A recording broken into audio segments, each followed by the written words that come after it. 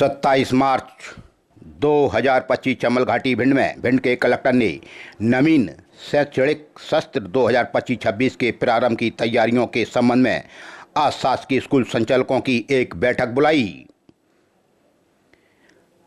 जहां समस्त अशासकीय प्राथमिक माध्यमिक विद्यालय हाई सेकेंडरी स्कूल के संचालक और प्राचार्यों की बैठक कम्युनिटी हॉल मेला परिषद भिंड में आयोजित की गई। इस दौरान जिला शिक्षा अधिकारी आर.डी. मित्तल, समस्त बीओ सहित अन्य अधिकारी भी उपस्थित रहे। कलेक्टर संजय श्रीवास्तव ने बैठक के दौरान कहा कि नवीन शैक्षणिक सत्र 2025-26 का प्रारंभ 1 अप्रैल से होने जा रहा है, इसलिए समस्त अशासकीय स्कूलों में एनसीईआरटी की किताबें चलाई जाएं, अनावश्यक किताबें नहीं चलाई जाएं। उन्होंने स्कूल संचालकों से कहा कि एनसीईआरटी की पुस्तकों के अलावा अगर अन्य कोई पुस्तक चलाना चाहते हैं तो एक समिति गठित की जाएगी, जिसमें आप सभी उन पुस्तकों का नाम लिखकर समिति को सबमिट कर दीजिए।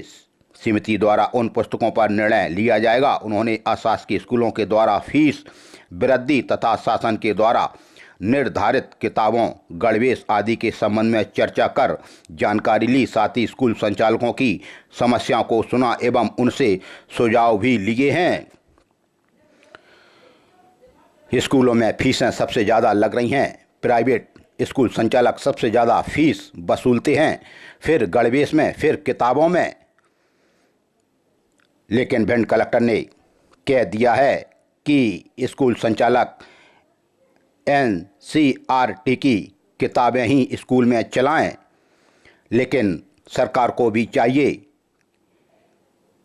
कि वो एनसीईआरटी की किताबें उपलब्ध समय पर करा दें। 1 अप्रैल से सत्र शुरू होगा और किताबें आपको एनसीईआरटी की मिलेंगी नहीं।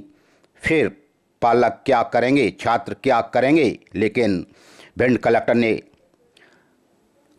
एक निर्णय लिया है और कहा है कि अगर आप कोई पुस्तक चलाना चाहते हैं तो एक समिति गठित कीजिए, जिसमें आप सभी उन अन्य पुस्तकों का नाम लिखकर समिति को सबमिट कर दीजिए। समिति द्वारा उन पुस्तकों पर निर्णय लिया जाएगा। अपर कलेक्टर एल.के. पांडे की अध्यक्षता में ई-दक्ष केंद्र कलेक्ट्रेट परिसर भिंड में मध्य प्रदेश लोक सेवा गारंटी अधिनियम 2010 सीएम हेल्पलाइन सीपी ग्राम संबंधित प्रशिक्षण कार्यक्रम का आयोजन किया गया। प्रशिक्षण में मास्टर ट्रेनर सौरभ उपाध्याय ने प्रेजेंटेशन के माध्यम से सुशासन, गुड गवर्नेंस के संबंध में महत्वपूर्ण मुद्दों पर जानकारी दी। साथ ही सीएम हेल्पलाइन की संतुष्टिपूर्वक व गुणवत्तापूर्वक निराकरण के संबंध में भी प्रशिक्षण दिया गया।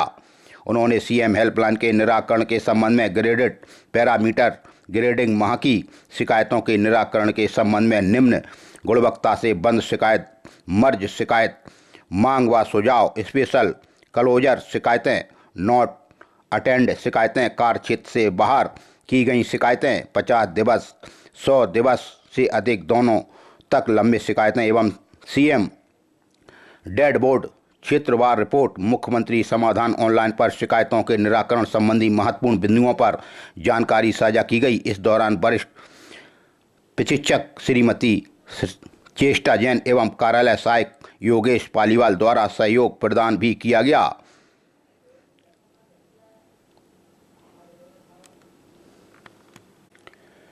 भिंड जिले का लाहार तहसील में एसडीएम हैं विजय सिंह यादव।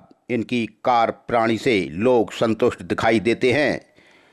एसडीएम हैं, बेताकी लेकर चलते हैं। हमें तो गर्व होता है ऐसे अधिकारी पर जो जमीनी स्तर पर जाकर हर चीज को जांचते हैं, परखते हैं, समझते हैं। तभी लाहार एसडीएम ने श्री बालाजी वृद्धाश्रम लाहार का औचक निरीक्षण किया। वृद्धाश्रम प्रबंधन को हटाने के निर्देश भी दिए। ज़्यादातर वृद्धाश्रम में वृद्धों के लिए खान पान की व्यवस्था ठीक नहीं रहती। प्रबंधन गरीबों का भी खाद्यान्न डकार जाता है। तभी लाहार एसडीएम विजय सिंह यादव एवं डिप्टी कलेक्टर महेंद्र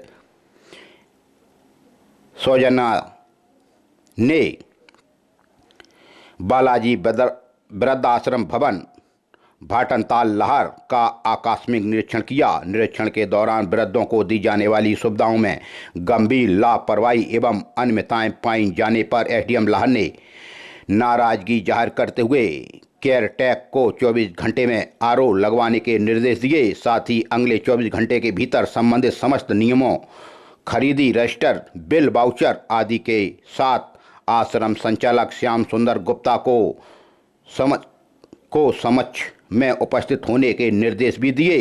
प्रबंधक द्वारा वृद्धजनों से उचित व्यवहार नहीं करना एवं पर्याप्त खाद्य सामग्री उपलब्ध नहीं कराने की शिकायत प्राप्त होने पर उक्त प्रबंधक आराधना कुश्तवार को तत्काल प्रभाव से हटाने के भी निर्देश दिए। लाहौर ने सामाजिक न्याय विभाग को यह आदेश दिए हैं। एसडीएम लाहौर विजय सिंह यादव ने केयरटेकर को निर्देशित कर कहा है कि वृद्धजनों के कपड़े एवं कंबल व चादरों की धुलाई समय पर होनी चाहिए एवं उनके शयन कक्षों की साफ सफाई समय पर होनी चाहिए। यानी एसडीएम लाहौर को ना ही पानी साफ वृद्धाश्रम में मिला, वाटर कूलर लगा है, फिर भी ठंडा पानी वृद्धजनों को नहीं मिलता, साफ सफाई भी नहीं होती। खाने की तो आप बात ही छोड़ दो, खाने में इतना घटिया खाना, बासा खाना, अचार में तो फफूंदी लगी हुई थी। ऐसा खाना हमारे वृद्धजनों को दिया जाता है, बल्कि प्रशासन वृद्धजनों के लिए काफ़ी अच्छा खाना वहन करती है और उनके रख रखाव के लिए काफ़ी खर्च करती है। लेकिन लाहौर के श्री बालाजी वृद्धाश्रम के हालात ठीक नहीं थे। तभी कलेक्टर के निर्देशन पर एसडीएम लाहौर विजय यादव ने औचक निरीक्षण किया, जहां उन्हें कई अनियमितताएं मिलीं।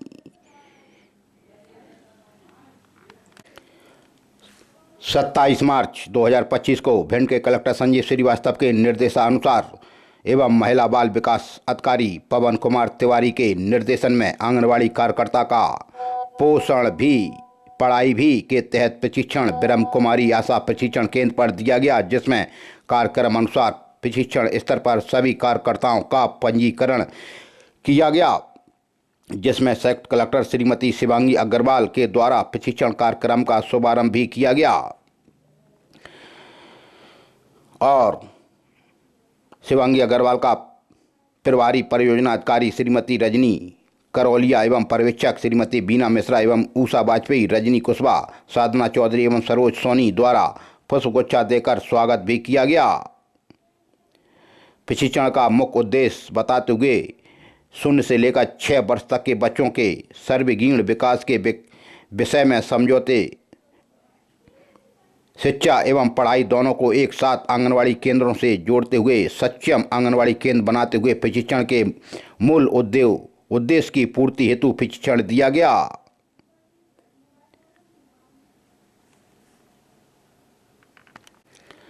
सत्ताईस मार्च 2025 को कलेक्टर संजीव श्रीवास्तव की अध्यक्षता में जल गंगा संवर्धन अभियान के आयोजन और क्रियान्वयन के संबंध में बैठक कलेक्ट्रेट कक्ष में आयोजित की गई। इस दौरान अपर कलेक्टर LK पांडे सहित अन्य अधिकारी भी उपस्थित थे।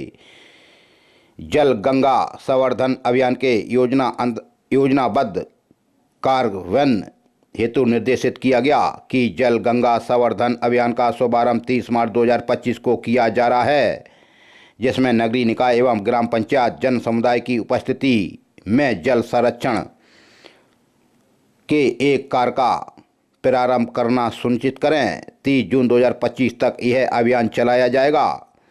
शासन से प्राप्त निर्देशानुसार जल गंगा संवर्धन अभियान अंतर्गत जन भागीदारी से जल संरक्षण और संवर्धन सुनिश्चित किया जाए। इस अभियान के अंतर्गत जन भागीदारी और सहभागी विभागों द्वारा नवीन जल संग्रहण संरचनाओं के निर्माण, भूजल संवर्धन, पूर्व में मौजूद जल संग्रहण की साफ सफाई व जीर्णोद्धार, मरम्मत, जल स्रोत से प्रदूषण के स्तर को कम करने, जल वितरण की साफ सफाई तथा मानसून में किए जाने वाले पौधारोपण हेतु आवश्यक तैयारियों के कार्य किए जाएं। समाज की सहभागिता के लिए जन जागरूकता हेतु विधिवत कार्यक्रम का आयोजन और कार्य भी किए जाएं।